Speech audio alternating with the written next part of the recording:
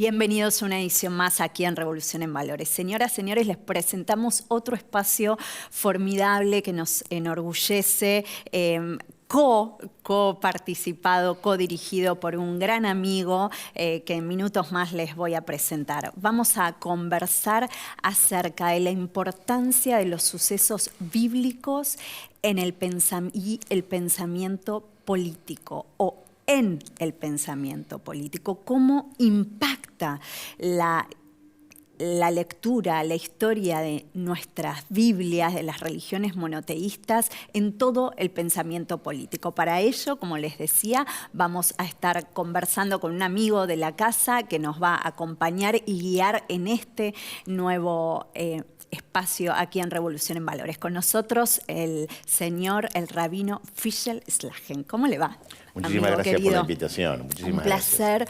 Un placer, Fernando. Y bueno, presentando a nuestra gente estas pequeñas vitaminas, estas pequeñas grajeas, estos pensamientos que vamos a tener al menos una vez por mes. Vamos a intentar discurrir para darle al señor, a la señora del otro lado y a nuestros jóvenes un poco más de consistencia y de sustancia en todo lo que atañe a los valores religiosos, el impacto de la religión, en este caso, el día de hoy, en el pensamiento político, que obviamente esto deviene, les comparto a ustedes, señoras, señores, y a nuestros chicos, justamente de un paper y de un artículo que ha sacado en un diario de los de mayor difusión. ¿Qué tenés para contarnos acerca de esto?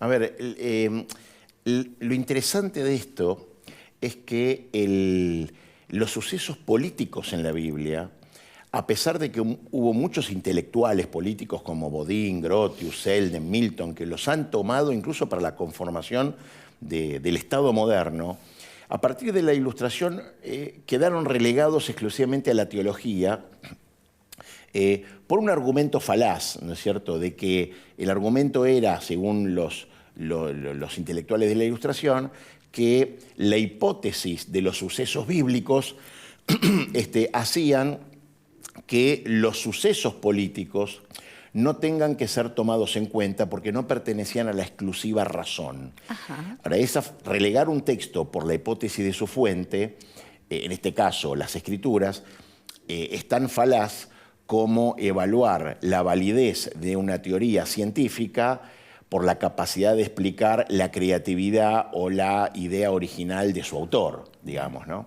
Ahora, en la política, en la Biblia, digo, hay sucesos políticos y hay tópicos iguales a los que se estudian en las teorías modernas de liderazgo, en las teorías políticas modernas como gobierno y gobernados, obediencia, desobediencia, derecho, ley, anarquía. Y uno de los ejemplos, perdón Fernando, para que nuestra gente se posicione, ¿no? Porque el ejemplo nos hace terminar de comprender por dónde va la cosa, es nada más y nada menos que Moisés. Y claro. Obviamente el Éxodo y cómo el pueblo, en este caso el pueblo elegido, el pueblo de Israel, escapaba obviamente de la presión del faraón y el orden, ¿no? Que él fue generando para culminar en uno de tus pensamientos muy interesantes, que en la política lo vemos, que es el principio de la jerarquía. Y los Exacto. que hacemos derecho administrativo sabemos que es Exacto. uno de los principios de la organización administrativa y la organización de cualquier sociedad. Planteas lo que sucedía, por un lado, el pueblo de Israel, al haber adorado ese becerro de oro, versus el orden verdadero que les planteaba Moisés, y que puede existir un liderazgo cooperativo, amable, pero también debe marcar y llevar al orden, que es un poco Exacto. lo que está faltando en nuestra sociedad.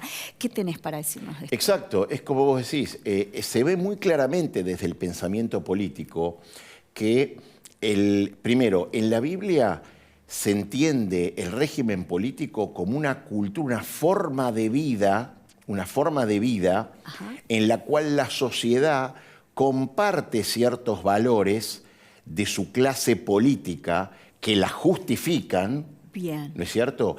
Y que a su vez también las prácticas políticas están fundadas en las prácticas cotidianas de la propia sociedad. Y eso es algo muy revelador. O sea, lo que estamos diciendo es básicamente que la sociedad es la que permite un régimen político determinado y un liderazgo determinado, porque surge de la propia sociedad. Es decir, no hay un régimen político que se mantenga si la sociedad no lo justifica, con sus propias prácticas también. Y otra de las cuestiones fundamentales, a diferencia del pensamiento secular, es que en la Biblia se aprende más del fracaso que del éxito. Bien.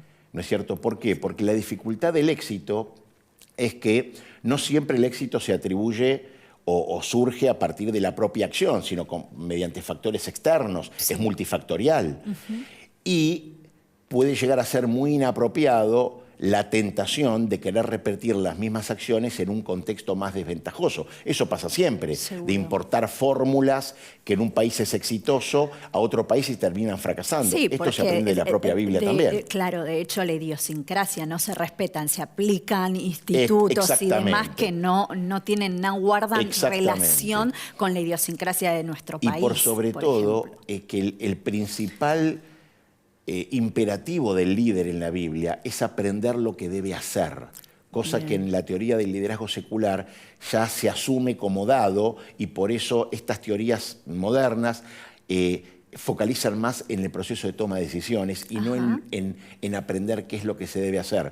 Mira, resumiéndolo, yo te podría decir que el paso en cuanto a regímenes políticos y el liderazgo que se va adecuando al régimen, de la salida de la esclavitud con un régimen de un gobernante narcisista, despótico, bueno, tan vigente, ¿no? Tan manipulador actual, del individuo. Cualquier similitud con la realidad, y no digo por el contexto argentino tan solo, mundial, sino por el contexto mundial. Manipulador del individuo y además un régimen en donde la sabiduría y la revelación recae exclusivamente sobre el gobernante, pasa de ese estado de esclavitud a un estado de libertad, pero anárquico, con el becerro de oro. Sí, en donde no saben, anárquico, en donde no sé manejar, bueno, la responsabilidad del manejo de la libertad. Exacto. Marca esto Exacto. También, ¿no? En donde el liderazgo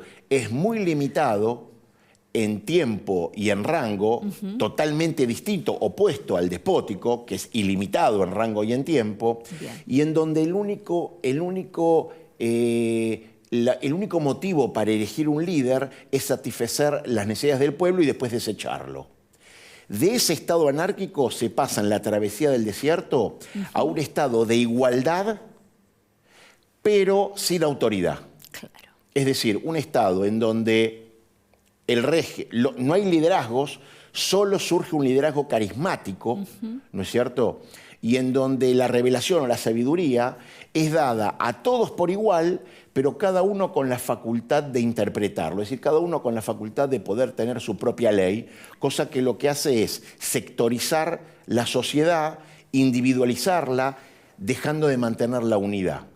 De esa igualdad sin autoridad se pasa ahí sí a un régimen institucional jerarquizado, en donde ahí el liderazgo ya pasa a ser un liderazgo institucional con métodos para resolver conflictos, para la toma de decisiones cuando no hay unanimidad. Es un liderazgo que, si bien es con un rango limitado en rango y en poder y en duración, hay un derecho a la sucesión, al cambio, cosa que, si bien también lo había en el régimen de igualdad, en el régimen de igualdad el liderazgo carismático, si bien era reemplazable, en el momento de la gobernanza era totalmente totalitario. Claro. Las semejanzas de estos tres estadios con sus diferentes clases de liderazgo, asociado a lo que la sociedad en ese momento compartía en valores con su régimen o con su clase política, es absolutamente trasladable a la actualidad. Totalmente.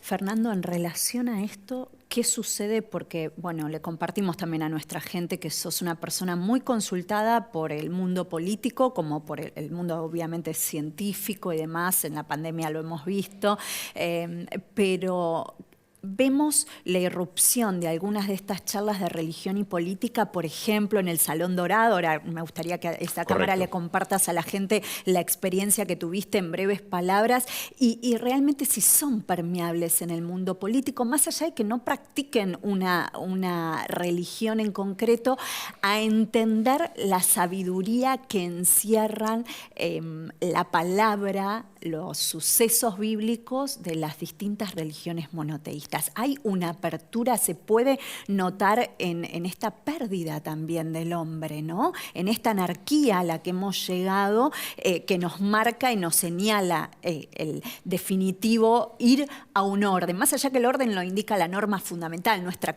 Constitución, pero ¿hay permeabilidad todo esto? A ver, es una muy buena pregunta. La permeabilidad está dada, al menos desde la legislatura porteña, Bien. Quien abrió sus puertas para hacer este coloquio sobre religión y política, del cual participé como uno de los disertantes principales, que fue muy fructífero, ¿no es cierto? Y sí vi una apertura, estuvo Federico Pugliese también presentando el coloquio, y sí vi una apertura a cómo puede aportar la religión para resolver y potenciar las bondades de la política. Estábamos hablando justamente de 3 regímenes distintos. Sí. Estábamos hablando de cómo, en este caso Moisés, lo que hace es cómo balancear su liderazgo entre la debilidad y el absolutismo. Cómo balancear lo que es la igualdad para que no se transforme en anarquía, pero un sistema institucionalizado, jerárquico, que no se transforme en absolutismo. Y de esto habíamos hablado en el coloquio, y cómo, desde mi punto de vista, no sé, desde el punto de vista judaico, pero que es común a todas las religiones monoteístas, Sí, seguro.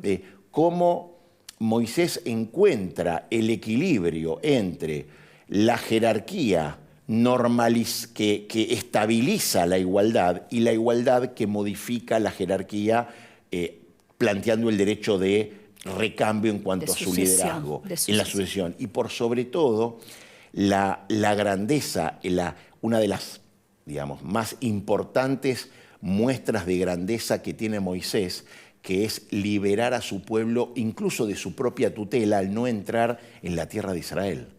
Digamos, es la gran enseñanza y la prueba máxima de un maestro, hacer que su alumno aprenda por su cuenta, por sí mismo, y no esclavizarlo a su propio liderazgo.